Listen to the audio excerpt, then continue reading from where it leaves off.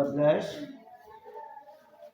khairun min husnil insanil mar'i tarkuhu ma la yu'nihi. Dari sebagus-bagus Islam seseorang adalah meninggalkan sesuatu yang tidak penting, tidak bermanfaat, tidak punya hasil. Nah, kata-kata ini malayunihi tidak pernah tercuap dari sebelum-sebelumnya, melainkan dari kalamnya Rasul. Ada dari suhuf Syis, itu suhu Syis, suhu Ibrahim, dan dari beberapa nabi terdahulu dengan redaksi yang berbeda. Apa redaksinya? Man adda kalamuhu min amalihi qalla kalamuhu illa fima yu'nihi. Nah, itu matanya. Siapa-siapa yang memperhitungkan kata-katanya dari amalannya, sedikitlah kata-katanya, kecuali baru ada banyak perkataannya pada sesuatu yang merasa penting, yang berkepentingan, yang bermanfaat, yang banyak faedahnya. Nah, itu yang ada kata-katanya. Itu daripada suhu Syis dan Ibrahim dan beberapa nabi terdahulu. Man adda kalamuhu min amalihi qalla kalamuhu illa fima yu'nihi. Dua hadis ini. Oh, kalau yang di atas hadis, yang ini adalah suhuf Syis. Qala al-Faqhani rahimahullahu ta'ala hadza khasun bil kalam. Telah berkatalah Tunku Faqhani, semoga Allah merahmatinya, bermula ini di sini itu kata-kata khusus bil kalam dengan berbicara. Berarti tutur kata yang ada manfaat baru ada banyak tutur katanya. Kalau tidak ada manfaat, sedikit bicara, banyak berbuat. Itu lebih bagus daripada banyak berbicara tapi sedikit berbuat. Cuman Tunku Faqhani menjelaskan bahwa ini fatwa ini atau statement ini yang ada daripada kata suhuf Syis itu ditentukan dalam soal bicara.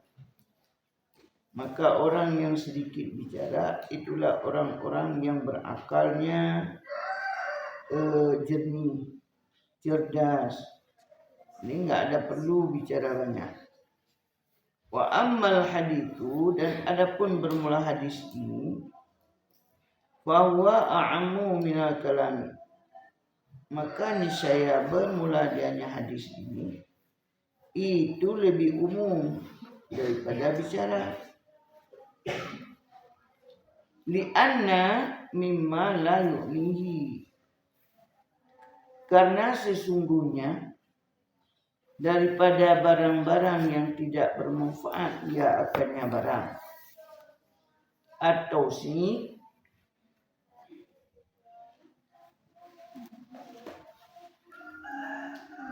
itu untuk meluas-luas tausi'u daripada barang-barang yang tidak bermanfaat akannya barang oleh meluas-luas diri dalam kehidupan dunia. Wa talabal manasib, mencari kemewahan manasib. Wariasa, untuk mencari jabatan-jabatan. Riasah jamak daripada rais, untuk jadi sebagai pimpinan jabatan. Mencari manasib. Apa tadi manasib? Kemewahan, kelapangan diri, kemewahan, hampir sama. Jabatan-jabatan. Wa hubbul mahmudah, mencintai, menyenangi pujian-pujian. Wasanai, kemuliaan-kemuliaan. Wa ghairi dzalik, dan selain dari itu, dan sebagainya kalau dalam bahasa Indonesia. Model-model itu. Hadis ini menunjukkan lebih umum daripada berkata-kata. Mana yang mau di sini disampaikan supaya jangan banyak kata. Karena sesungguhnya pembicara berkata-kata ini daripada barang yang tiada manfaat. Misalkan dalam memperluas, berfoya-foya dalam kehidupan dunia. Itu tausi'u, berleluasa dalam kehidupan dunia. Bermegah-megah boleh. Tausi'u, mencari kejayaan hidup dunia boleh. Wa talabul manasib, menuntut keistimewaan, mencari keistimewaan, mencari jabatan, menyenangi pujian dan kemuliaan, dan begitulah. Itu tidak dibenarkan. Tapi kalau hanya berkalam untuk nasihat, itu boleh. Maksud dengan hadis ini lebih umum. Tujuannya adalah bicara pada untuk kehidupan yang mewah di dunia. Kayak macam ini, musim caleg-caleg, kampanye. Itu model itu tidak ada manfaat. Itu yang maksud disampaikan. Kalau kita mencari kemuliaan, mencari kebahagiaan, itu boleh. Tapi kalau hanya mencari kemewahan untuk kehidupan dunia, bukan mulia di sisi Allah. Hendak dipuji orang, hendak dinaikkan oleh orang, untuk memperoleh kepujian, memperoleh kemuliaan, yaitu maksudnya yang tidak bermanfaat. Wa qala ba'dul ulama fi hadzal hadis, telah berkatalah sebagian ulama dalam hadis ini,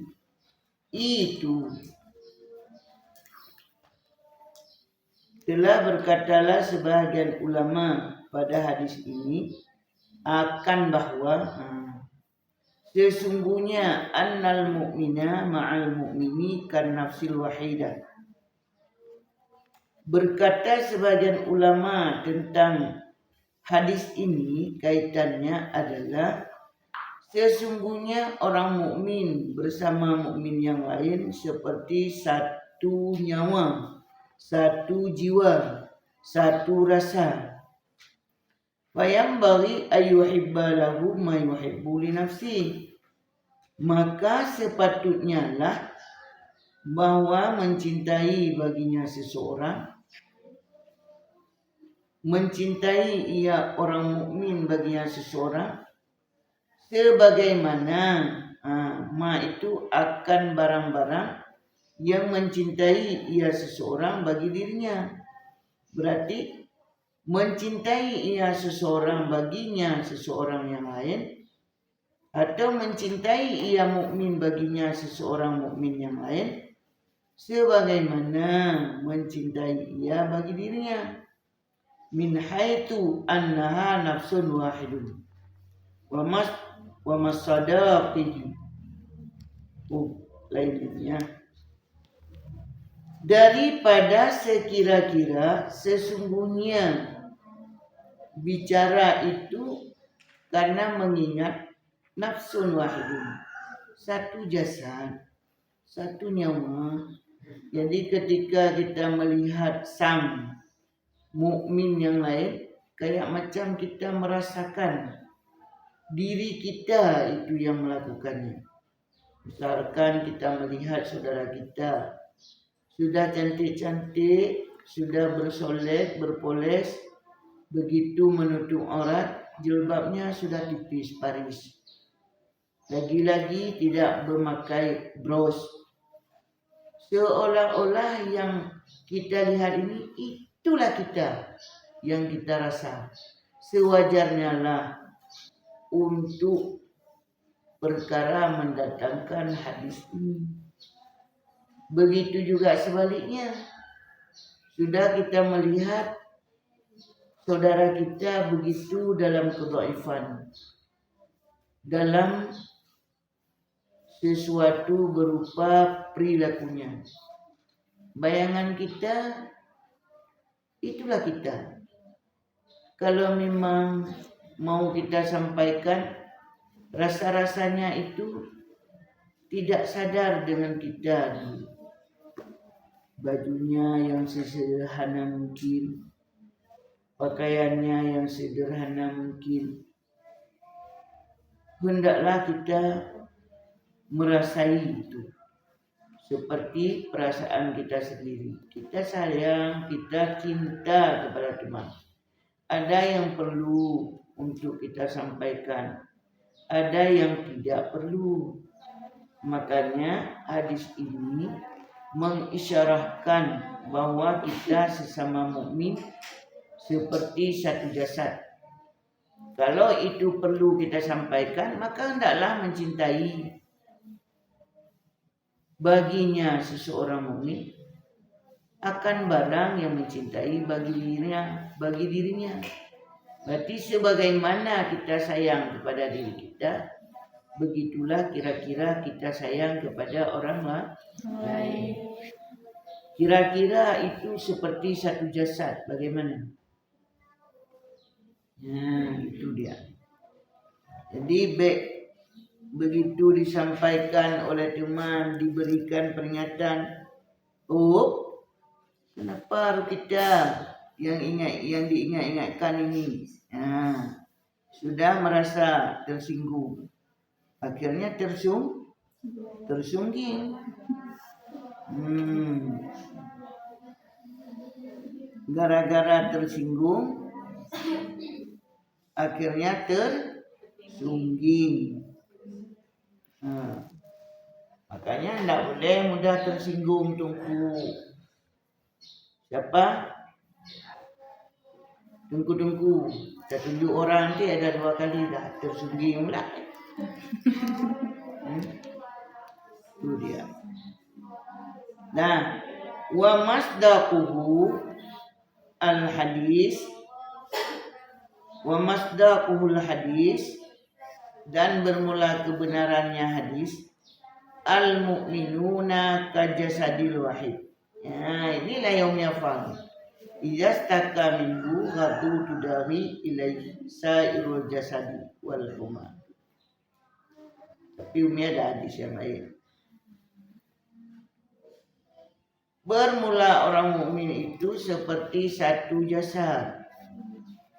Bila merasa sakit daripadanya oleh satu anggota, tudai ilaihi sairal jasadi, saya beriringan kepadanya jasad akan atau oleh sairul jasadi, oleh ketinggalan anggota tubuh yang lain. Berarti apabila ada salah satu anggota, tudai ilaihi sairul jasadi, akan terasalah kepadanya oleh seluruh tubuh. Itu artinya. Jadi orang mukmin ini seperti satu jasad, satu tubuh. Apabila terasa sakitlah daripadanya tubuh oleh satu anggota, niscaya akan terasa kepada tubuh ini oleh seluruh tubuh. Bagaimana terasa? Begitulah hendak kita bersama mukmin. Makanya aku rasa gedor aja. Betapa rugi kita duduk di lembaga, tidak ada sholat jamaah, tidak ada pengajian. Terasa enggak sama kita rugi? Begitulah kita punya rasa terhadap saudara-saudara kita. Kalau demikian, boleh enggak kita mengedor? Boleh. Kalau tidak mengedor, tarik aja. Lihat pintu. Betul ya? Memang begitu. Pintu Tengku Hafid waktu mula-mula pergi ke pesantren dulu, bolong plong, padahal pintunya bagus. Memang asrama 2 lantai. Ananda dibuat pintu asal-asal. Entah karena ditrom oleh penjaga subuh. Begitu kami datang, kok bisa bolong pintu sedemikian kuat? Ditrom legore-gore ya. Dia rusak. Habis disuruh bayar. Akhirnya bayar entah 700 satu orang, entah 700 satu pintu itu, atau dulu. Waktu mula-mula dia 2 tahun dah, masuk ke 3 tahun. Alhamdulillah hari ini dah jadi. InsyaAllah tahun depan dah jadi guru. Hafid Nur Adil. Dah minta unda sama Umi. Dia bilang jangan. Umi mulia dulu adik duduk di sudut balai. Sudah ada murid-murid mengajar ngaji. InsyaAllah lebih dari itu. Jadi persoalannya kalau belum jadi guru, belum ya lagi. Tapi kalau udah jadi guru, itu udah diangkat, udah adalah artinya kemuliaannya. Untuk menjadi guru di sana 8 tahun mengaji dan harus mampu. Itu pun masih guru cilik-cilik, guru rangkang, masih mengajar matan takrib, masih mengulang, memberikan ulangan-ulangan kepada anak murid. Kemarin di bulan puasa Umi bilang sama Tengku Hafid, adik daripada pulang ke rumah duduk melalek-lalek, main HP, tidur, pergi umrah saja sama nyawa, mencari rezeki, dikasih untuk adik 20 juta pernah boleh. Diketawain kita. Umi pikir adik dah cocok untuk pergi umrah. Ada nampak kecocokan sama adik. Adik pikir belum lagi. Asyik diganggu sama kawan ini. Begitu kita bilang, ini aku mau pergi umrah. Bahasa Aceh kata. Aku menjambak. Hikah yang umrah. Itu dia bilang sama kawan. Analau nahi orang yang umrah menan. Jadi 2 tahun lagi ini, kalau sudah punya murid adik, baru ideal untuk pergi umrah. Yang pertama tidak diejek-ejek lagi sama kawan. Yang kedua enggak diejek sama guru. Yang ketiga adik udah jadi guru, sudah banyak manfaat. Yang pertama untuk amalan sendiri, yang kedua bisa memberikan ilmu kepada anak murid. Jadi sudah bolehlah, sudah ada titik kemuliaannya. Bolehnya adik mangke daripada duduk-duduk mentah-mentah rumah. Nyahan mulang tu. Kadang-kadang waktu hari-hari disuruh mengulang bait Alfiah Samawi. Ujian beliau kemarin dapat peringkat 1. 400 bait. Memang harus berkejaran di sana. Kalau nggak ada saingan nggak bisa bersaing betul. Baru boleh jadi guru. Tanya ini kalau nabi betul dogo. Haji guru. Ban perbandingan. Kita doakan semuanya semoga cepat menjadi guru. Duk kena karya pegah. Belum terbubut ni. Baik nak sambut ron ke nak sambut nak pegah lawak. Ana ada mak awi apa? Maka perawi ni man. Menyaa hanai kalian hanai timak anak betul. Berdua tu lah. Apakah menang? Menang ke ngaji berat? Dia harus dah tepat ini. Nyana melewe-lewe dengan setan. Oh bedek. Anak gam mentem hanjut. Gada nak gam goman mendung bengah. Hanjut lom kalau cecok orang. Jika kalau tanya kana wibawa, anak pernah ngawi. Kalau yang mati, cik mati. Anak melintir. Oh menang, yang menang kakak. Okey je lom tu goreno. Nya kaget coba-coba katnya. Lanjut. Doa ke bujroh tua bahagia. Mauronyo kagak meeting tu tabo. Itu kok kayak pas kebetulan gure ganyan yang buat bunga dua. Kedua perkebunan. Jadi jauh kebun aja ya. Teka libet langsung nancap ke kebun. Lawinyo kagak mati tu. Pegah ni gure-gure. Kah habis. Natong kamat kan tu di rumah. Malay tu kerja-kerja don ya mak pintu lam lokal katnya nani anggota dewan luar. Luar. Ada rektor tiru. Gaknya ni tu dari mana? Cok pintu baru. Kayak kok anyo tadu lam pesantren harus tunduk pada aturan-aturan pesantren. Tak boleh ni. Adiknya ini pesantren puji.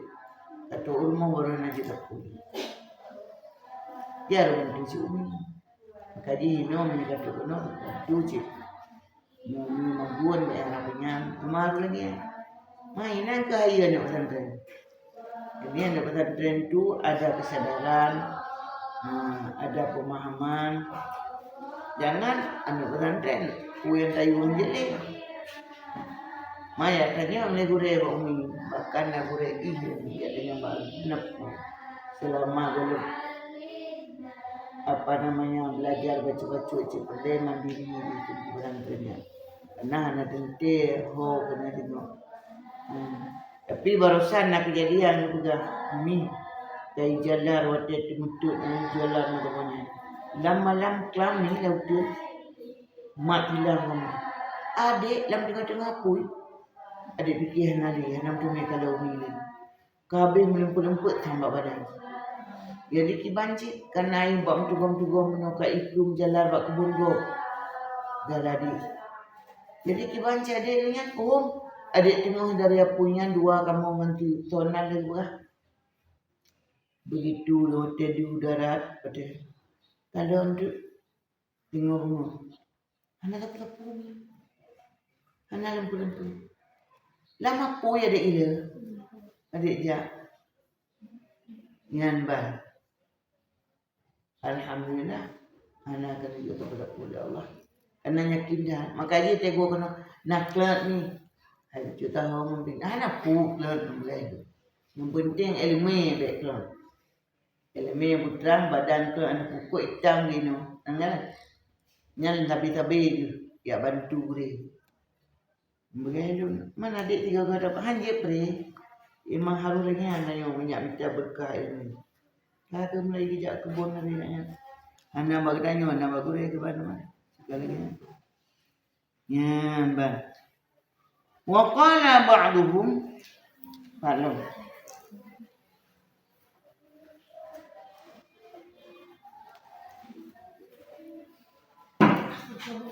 Wa qala ba'duhum al-muradu bihadza al-hadithu kafal adha wal makruhu 'anil nas wa yushabbihu ma'nahu qaul al-ahnafi bin qais haitsu su'ila mimman ta'allamat al-hilm.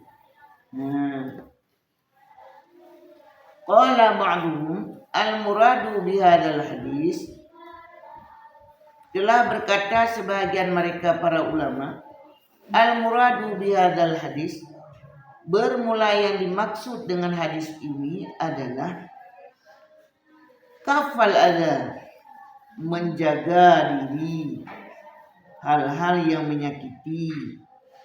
Ini untuk menjaga hal-hal yang menyakiti adza. Wal makruhu 'anil nas, hal-hal yang dibenci daripada manusia. Jangan banyak ngomong, bengih manusia katanya. Wa yushabbihu ma'nahu, dan diserupakan maknanya qaulul ahnafi bin qais. Apa diserupakan? Ucapan Syekh Ahmad bin Qais, Ahnaf bin Qais, hina ketika su'ila mimman, ditanyakan daripada seseorang, ta'allam tal hilma, yang mengajarkan apa? Yang mempelajari ta'allam tal hilma akan sifat halim.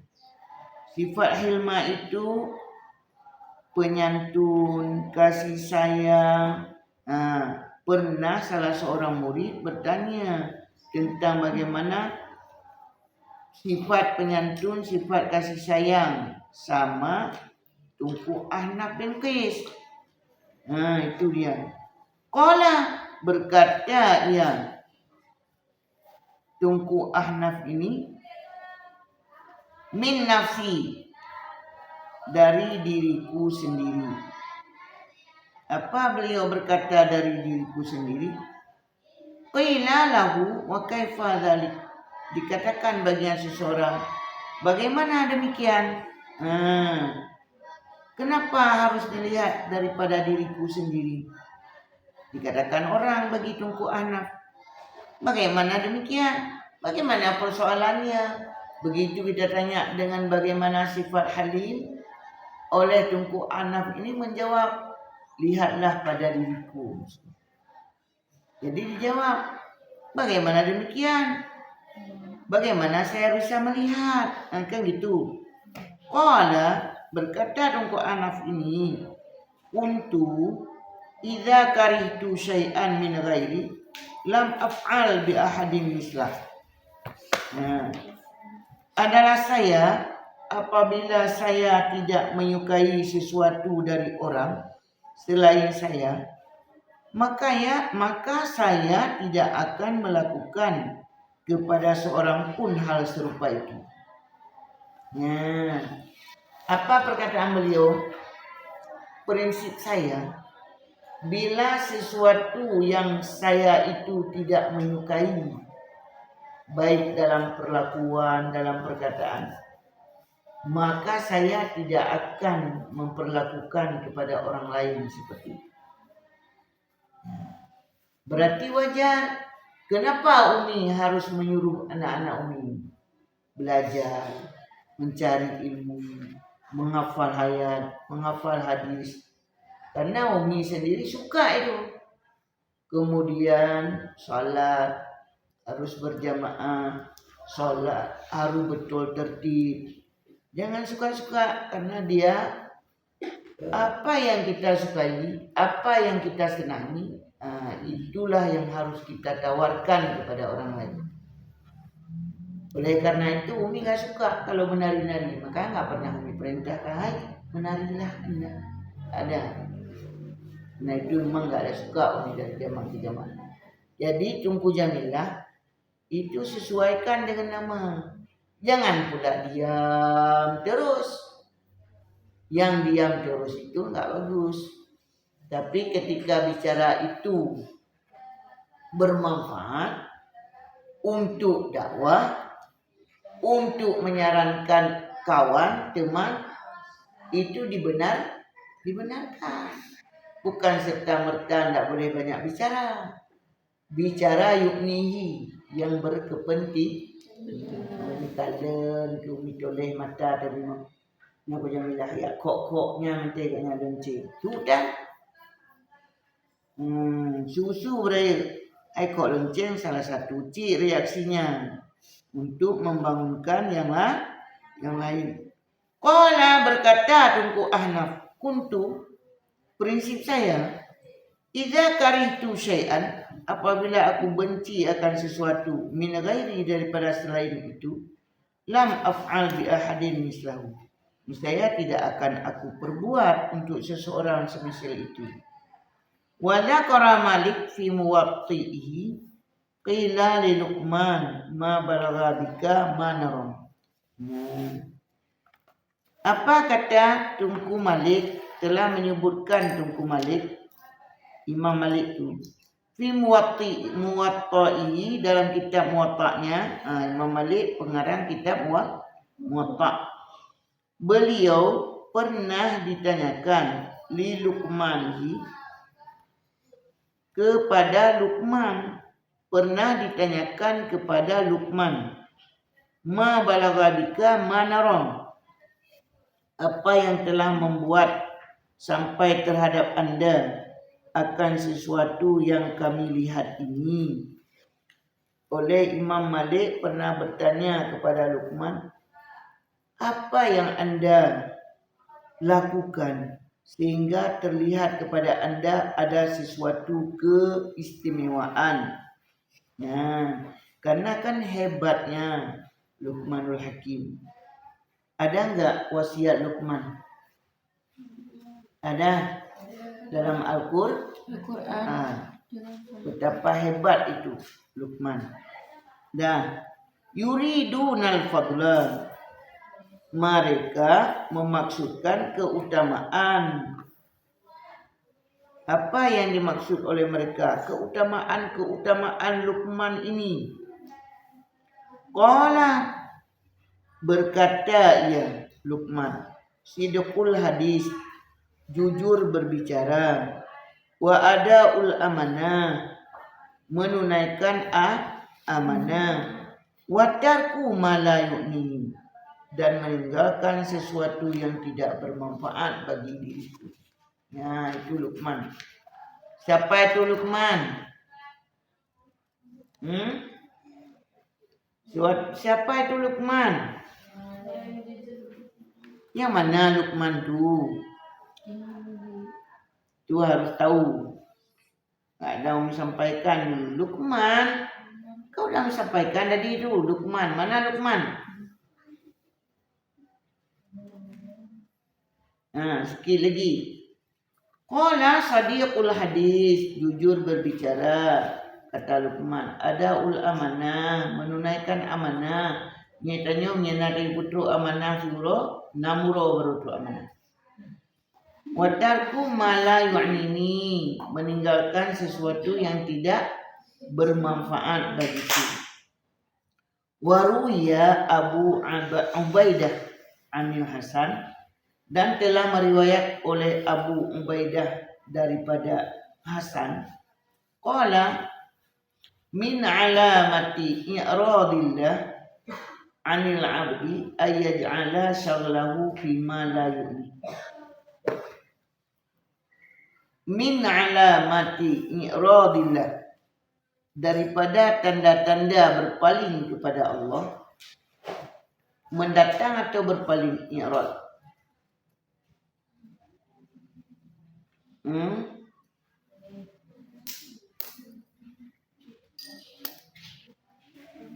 Berpaling daripada hamba, setengah daripada tanda-tanda berpaling diri kepada Allah daripada seorang hamba itu bahwa itu khabar muqaddam mubtada muakhar daripada min.